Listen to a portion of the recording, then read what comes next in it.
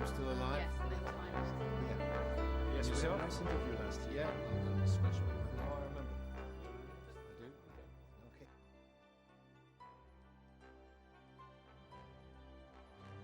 Hello, Peter. Very glad to see you again. We met 1 year ago in an hotel here in London. Yep, here we go again. Only 1 year after the Scratch My Back, Yeah. you're back again with a new project. Outselling. It's a lot easier, when it's already been written. And although I do think a lot of this material was sort of reinvented, but it really fell out of the last project. I was imagining the orchestral thing would just be sort of 6-month thing and then finished. And we're now about 18 months, 2 years. But what happened when we started touring with the last Scratch My Back stuff, it was about an hour long and I needed 2 hours or more, which I like to do for a gig. And it was either going to be getting the band back or else generating some new material for the orchestra. And I thought that would be fun to do, and I'd love to hear some of my stuff for the orchestra. And then when we started doing that and it evolved, I really got to like it, and I think some of these have been reborn, and we should definitely make it a record, and we had an offer for 3D filming, so it's all out there now, the 3D film, the record, the t-shirt, and here I am flogging it. Yeah, but this is a short time period between the two albums. Yeah. Which is not usual for you. For me, but it's not new material, so it's a lot easier. Yeah. So, what's the Scratch My Back is the show in Brussels, in Forest National, a place you know very well. I know very well. Was it a huge success for you? Well, I mean, there were a lot of people everywhere. That's not the point. I mean, is it because old songs playing with the orchestra were really appreciated by the audience? Was that point that gave you the idea to do that work, or not? I think it was that I was excited, as was John, this wonderful arranger I've been working with, on how these songs were evolving. But certainly there was good reaction from the audience. And, Scratch My Back, I mean, this is still not easy listening. Scratch My Back was even less easy. I think for some of the traditional Gabriel fans that sort of like Salisbury Hill or Sledgehammer, quite a few of those didn't like the orchestral thing, but there are quite a few people that hated or really didn't like anything I'd ever done, but liked Scratch My Back, and so that was interesting for me too. So you never know quite how it's going to work till it's out there. But playing your old songs with an orchestra live in big venues is quite different than do it again in the studio. What I would like to know, when I think your voice, once again, should I say, your singing is very great. Thank you Did very you much. sing with the orchestra live, or was it after? I wanted to sing live, but then there was so much just in trying to get everything recorded properly, and the only place I could sing in the studio was quite a small vocal booth because the orchestra was everywhere else, and the piano, etc., and the percussion in a separate room. And I never really liked singing in a vocal booth. I like singing in a natural room with a little air around me. So I ended up doing a lot of the vocals in my house in London, where I've been spending more time recently. So John, he rearranged all the songs? Yeah, Did you I mean, get involved in the work of the arrangement? I do suppose you said, okay, I like that or I don't like that, but was he completely free to do what he wanted to do? We'd have a brief beforehand about, what I wanted, and then in some cases, like a Red Rain, I would have a lot of melodic ideas. Rhythm of the Heat, I had the idea to translate the African drums onto orchestral instruments, which he did brilliantly. But to me, that was a really important moment, and it's still, I think, my favorite section of the record. And what about the choice of the songs? Yeah, well, the choice was not an obvious choice, in the sense that we didn't go for sort of Sledgehammer, big time Games Without Frontiers, or we went for songs that had more of a story, a telling approach, mood, texture, atmosphere. So things like San Jacinto, Intruder, Rhythm of the Heat, and in a way, I think it works. You know, I'm still old-fashioned enough to want an album to be something that when people want to listen to the whole thing from start to finish, it works as a single entity. You know, even though many people get it just cut up into individual tracks now. And you get involved yourself into the process of rearrangement? In some cases. Yeah. In some, you know, John would have a complete It thing. was the same. Wait, I'm sorry. Yeah, but, you know, I think there's quite a lot of notes from me in these arrangements. I mean, musical notes as against critical notes. When you do, or musicians do, new songs, new records today, everything goes into Pro Tools, everything is played with a click. Yeah. Was that made with an orchestra? Is it we possible still, to play? Yeah. You put it in the Pro Tools and sometimes replace something because there was not always in the right place, or not? Yeah, most of this was done with click in the end. Okay. And this was, I mean, for a number of reasons, but it was, one, the groove was quite important to me, and I wanted to have a central sort of reference point for that. There was we did a song called The Drop, which actually isn't on this record, but I think there's another film we did which we used to do without click. But still, the fact you have 54 people playing live in one moment is still extraordinary for me, you know, because I am used to working piece by piece in Pro Tools now, and that was exciting. So it's always in the same process than for Scratch My Back. I mean, it was very similar. Most of the musicians. A lot of us, I should say, 70%, 80%. I mean, with sessions in London, you know, people are doing different projects, films, recordings, orchestras, and so you never quite know if you can get exactly the same. But now we've been touring, we have half the orchestra, maybe 20 or so players that travel around with us, and then 20 or so we pick up in the different countries. When you played this Scratch My Back show in Brussels, the audience was absolutely happy. It was a fantastic show, really. Thank you. We really appreciate. But you're very, very popular in Belgium. I do suppose you're popular anywhere. But was the response of the audience everywhere the same? Have you been to America with the project? Yeah. Yeah, we went to America, and some, you know, like, I've always been stronger on the more cosmopolitan parts of America than you know, the heartland in the south or whatever, and that's still true of this project. But mostly the reactions were fantastic, you know, and we didn't know how people would react. But I think, you know, Belgium was the first country to appreciate Genesis, and I know that. So you know, it always has a soft spot for me. This project, New Blood, was first. Is it for you, for the fans? I think first of all it was for me. The inclusion of Salisbury Hill was partly for the fans, however, because originally I didn't have it in the group of songs that I'd chosen. Because to me, it's a sort of more playful, it's a lighter piece, you know, and we play around with some classical references with Beethoven. And, so the only way I said I would include it on the record is if we have another little piece of something separating it from the journey of the bulk of the main record.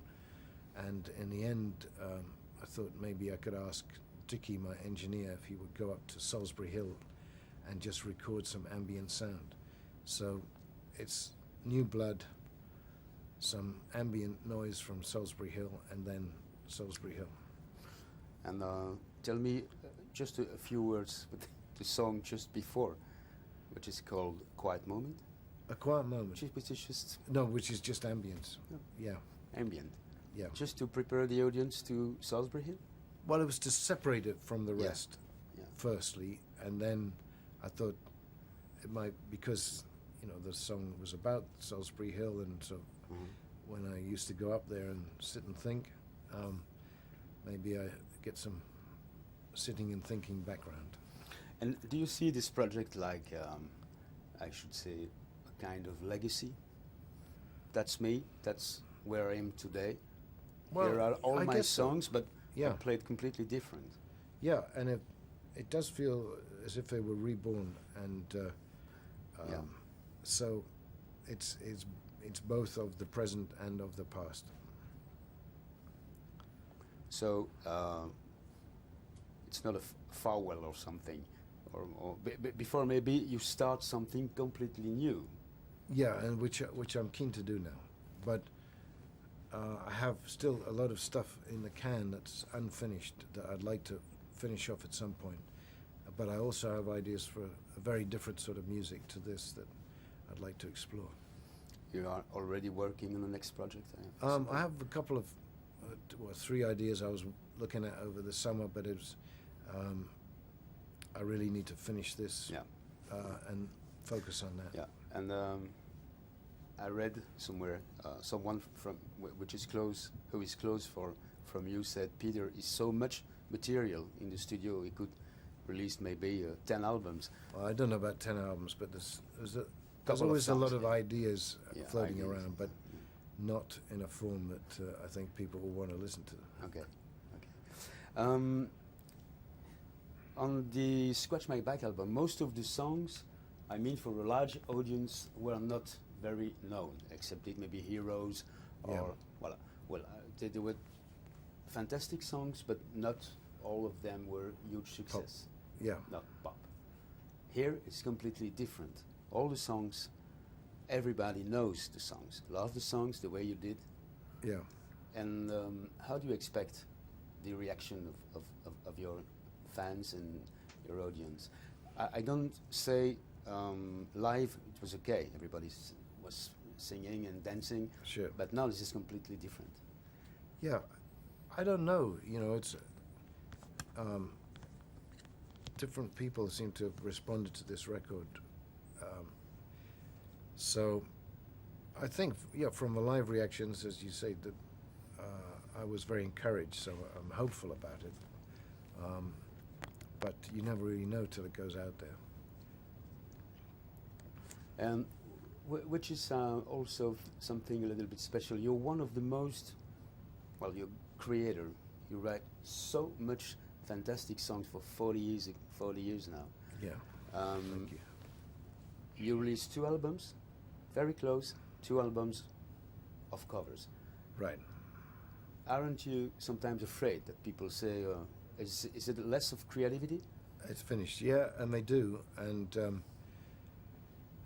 I'm sure you slow down, but I mean the reality of my life is very different. When I was doing stuff exclusively music, I'd work long nights, I'd work often on weekends, and now I have 2 young kids again. I don't want to be working all the time, so I take weekends off. I take my kids to school in the morning, and of the time that I then have for work, which is more like a normal working hours, a third of it is music, a third of it technology, and a third of it what I call the benefit projects. So things like Witness, human rights organization, and the Elders, and there's another project called the Toolbox. So the actual amount of hours that I have available for music is a lot less than in my 20s or 30s or 40s. How old are the kids? The kids, I have my original kids who are now in their 30s, so 36 and 7 now, and then this particular family has a 9-year-old. I have a 9-year-old son and a 3-year-old son. Yeah. You know, I ask that question because when a couple of weeks after we did the interview last year in London, I went to Switzerland and I had an interview with Phil. Ah, right. I also have two Has young kids. and he said, well, he was looking very tired, and I think he had pain everywhere with the dance. Yeah, no, he's had a horrible time. And he wasn't looking good at all. He was really, and he said, with my kids, it's wow. Yeah. He said, I'm too old to care with the kids, and well, he was joking, but I think it's a serious job. It is. Well, it is. You know, and I'm usually the one that does the night shift. You know, so when kids wake up, and my 9-year-old wakes up quite a lot in the night, so that's my job. And then I take them to school, and my wife will pick them up from school. You still have contacts with Phil sometimes? Rarely, actually. Last time I tried to get hold of him, and I didn't hear back from him when he came to London. So I haven't done for a while. Just for Radio 21, which is now Classic 21. All right. Okay. Can you describe just Peter Gabriel's normal day? Are you going to wake up early? Just a normal day. The alarm goes off at 7 o'clock. I usually go down, make the tea, and get the porridge going, and then we come back and try and get my kids ready for school, which I'm sure many people are very familiar with, and I take them down, drop them off at school. Then it could be I go do some musical stuff, or I go to some meetings to brainstorm some tech stuff, or have conversations about these other projects. So it's difficult to be specific. I mean, right at the moment I'm a traveling salesman flogging a film and an album, but and that's most of my day. And in the evening I love to put the kids to bed, so if do that, and I mean occasionally often then I'll be pretty tired, so it's I quite enjoy a bit of telly. I generally like films and comedy more than music to relax. You wrote the song Come Talk to Me, as I remember, for your daughters. Sure. And so my daughter, you wouldn't like to do that again with the young kids? No, that's right. And it wasn't so much that I wasn't around, but it was, I mean, there'd been the divorce, so there was some other issues that were causing tension. But that daughter, Melanie, has been out touring with me now for a long time, but she won't be doing the next tour because she's just about to make me into a grandfather. So that's another exciting thing. She sings on the album? She does, as does this wonderful singer, Anna Brun, who's, And she's still touring with you? She's going to do one or two sort of dates, just promo stuff, like we do Jules Holland, and but in November we go to Brazil, South America, and I'm now trying to find some replacement singers because neither of them can do it. I don't know if you remember that, but Melanie was singing in Brussels. With Tagamaya. And we met together. That's right, I do remember that. And you were just in the audience, just like a daddy. Yeah, looking exactly. at her daughter. Yeah, and proud daddy. I think you were with your parents. My mum, I think, was there. Not my dad at that point. Yeah, because because there was a connection also with Yehudi Menuhin, and there's a Yehudi Menuhin school in England that she's been a supporter of for a long time. So there was a connection there, which was nice. Yeah, and on the album, well, a song I mean like.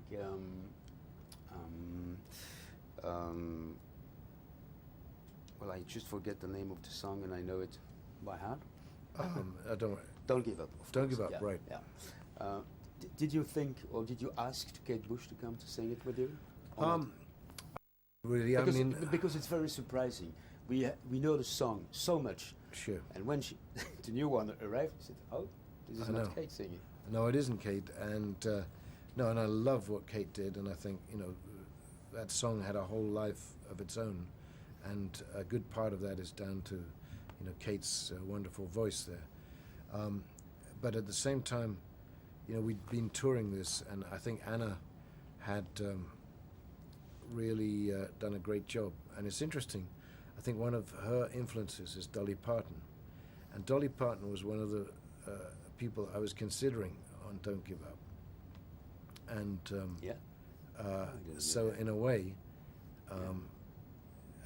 it's more in, I mean, Anna has very much got her own territory, but it's a different quality of the voice, and I liked it a lot. She's the one who was with you on the Scratch My Back tour. Exactly. And she made a kind of opening. Yeah. And you introduced yourself.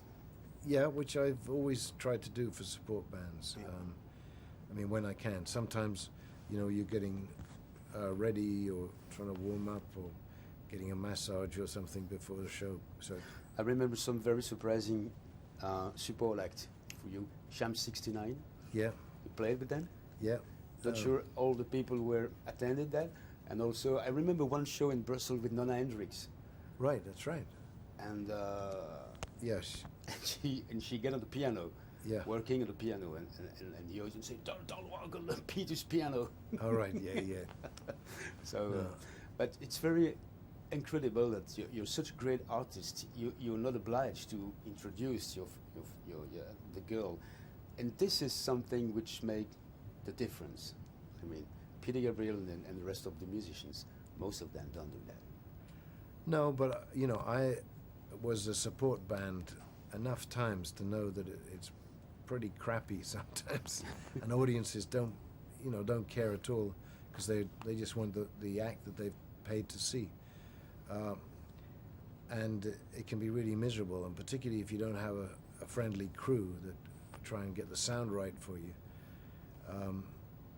So I think if the artist introduces the support band, then the audience at least will give them a try, and quite often they'll find something that they like a lot. I would like to ask you kind of not a track by track, but a few words of some songs. I was very impressed by the rhythm of The Heat, which is opening the album. Yeah. And the arrangements are very strong, and the rhythm is there, but there are no drums. Yeah. But the rhythm is there. It took a little while to get the groove right because it's built around a pulse. It was actually written. I had this in the days when we were had this company Psycho, which was selling samplers, the early sampling keyboards, which sampled the sound. It was called then Pitts twang, but it was a loop, ba-dum, ba-dum, ba-dum, ba-dum, and just to get that groove to sit with the orchestra wasn't easy at all. Although a lot of the players are brilliant, they don't feel rhythm. Some do, but quite a few don't in the same way as rock artists. And the other thing which was very strange for a rock musician is that the conductor is not conducting in time to the music. He's ahead of the music. Yeah, he's before, yeah. Yeah. Of course. Now that's a convention for classical, but to a sort of a rock person, that's very strange, and it takes a while getting used to. So I think locking in the groove with the orchestra was one of the challenges of the record, particularly without conventional drum kit. Still growing up the tour, and the growing up tour was with Melanie singing Downside Up. Yeah. When you're walking around. Yeah. Well, that's a fantastic moment. Yeah, I enjoyed that. I do suppose you won't do that again with an orchestra, No. I suppose. But was she happy when you asked her to do that again? Yeah, I think so, because she got comfortable with it. It was an evidence for you. Yeah, and she had, I'd really thrown her in the deep end by asking her to sing, because, she hadn't had a lot of experience at the beginning, and she was nervous, and she sometimes sing out of tune, and then I knew she could do it, but it took a while for her to gain her confidence, and she sings it beautifully now, I think, and really is putting some magic into it. So I'm very pleased with that. Yeah, but also we can say it's easy to sing on great songs. Well, not always. yeah, but it's a great song. thank you. one of my one of the songs I love the most on the album is San Jacinto, Great. which is really and your voice is simply still beautiful today. Do you share that point of view? It's very hard, you know. You notice when almost anybody looks in a mirror, they don't notice the good things; they notice the problems. And I think it's the same for a singer. So I feel good when I know I've got some emotion there, and I can make people feel something. And you sing in the same key than before? On that one, yes, but on some songs we dropped. You dropped down? Like a tone, like Okay. when we were doing live. I think In Your Eyes went down a tone, because I've traditionally given myself some vocal challenges up at the top end, and the voice naturally heads towards the earth, you know, with gravity, and there's a couple of extra notes in the low end, and there's a couple missing up the high end. Well, I think it must be great satisfaction for a singer like you when you hear the way you sing today, and the emotion is intact. Everything is exactly, well, I should not say the same, but maybe more better than before. I feel I more, suppose it's satisfaction for you to say, well, Yeah. I'm 60 now and it's okay with my voice, which is not for anybody, everybody. All singers, some have very big problems with the voice. I think I'm very Really? lucky, and I think it's also that I've had a pretty healthy lifestyle. You know, I eat too much, but it's on the whole, you know, a lot of singers I know have had a lot of cigarettes and drugs and alcohol, and they, you know, none of those things really help the voice, except give it a character, maybe. Okay. Very particular song, very powerful intruder. Yeah. And once again, the way you sing is fantastic. Well, I enjoy Hitchcock a lot, and as does John Metcalf, and I think the Hitchcock reference was strong on Intruder, both at the beginning, but also in this term of rearrangement. So Bernard Herrmann, I think's a shadow hanging over that song. Wallflower, to Yeah. me, very close from the original. Yeah.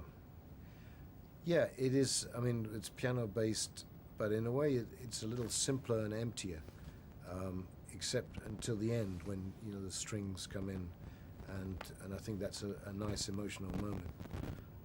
So I think one of the things that John was good at is identifying, you know, the emotional ups and downs in a song, and then exaggerating them, and I think he did that nicely in Wallflower and in San Jacinto.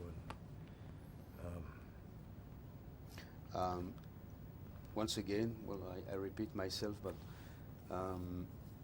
Mercy Street, which is one of my favorite, Yeah.